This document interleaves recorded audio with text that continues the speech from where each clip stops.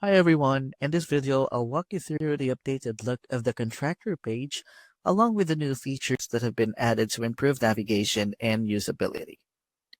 Previously, the contractor page displayed actions such as send broadcast email, create new contractor, and export.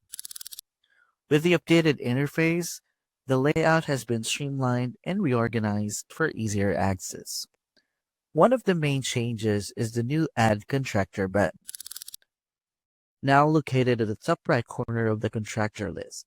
Previously, this action appeared below the list as Create New Contractor, and it has now been moved to a more visible location and includes a plus icon for quicker access. In addition, two new buttons have been added: Filter and Import. The new Filter button allows users to narrow down the contractor list using different criteria. Inside the filter menu, users can filter contractors by status and by trades.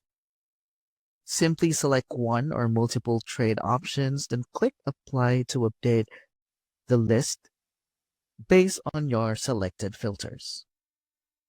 For the import feature, we'll create separate videos showing the new process for this one. These updates create a cleaner interface and make contractor management faster and more efficient.